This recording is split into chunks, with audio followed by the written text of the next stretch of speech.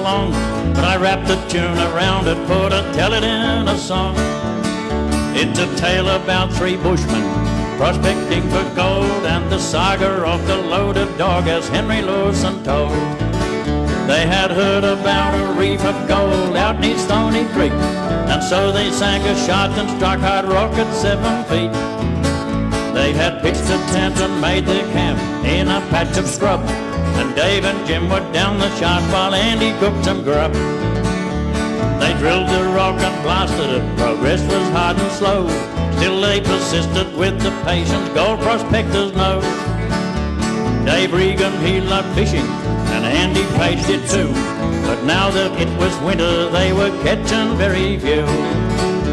So Dave suggested they blow up the big hole down the creek and trade what fish they didn't want to the butcher for some beef. So Andy cooked some spots for lunch and put the billy on, and while the chops were frying started making up a bomb. With miners blasting powder wrapped up in calico, then tightly rolled in sailcloth with whipcord then was sewed. A 6-foot fuse inserted with the end split for to light. The bomb was dipped in tallow then to make it watertight. They had a big retriever pup with a permanent foolish grin, and no matter what they threw away he'd fetch it back again. He watched where Andy hit the bomb away from everyone, and when Dave and Jim came up for lunch the dog began his fun. He had the cartridge in his mouth as round the fire he came. The fuse began to hiss and spit when the end fell in the flame.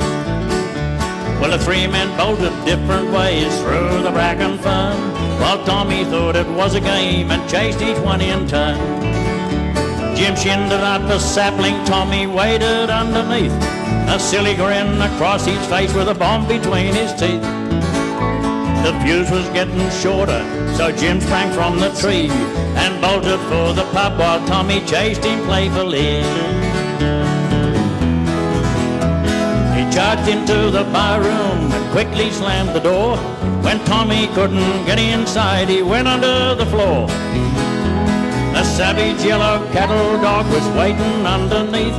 He wanted what that big pup had, it might be good to eat. The cattle dog, he chased him out and bit him really hard, so Tommy dropped the cartridge there in the hotel yard. The yellow dog stood over it, sniffed it up and down, then suddenly the bomb went off and rocked that little town. Some saddle horses broke their reins and galloped down the street, and pieces of that cattle dog were blown 500 feet. Well, Dave and Jim and Andy went quietly to their tent, while Tommy grinned his broadest grin, pleased with the day's event. What could have been disaster in the pub at Stony Creek turned out to be a thing the bush folk laughed about for weeks. And travellers heard the story, and the story got around, the story of a loaded dog that terrorized the town.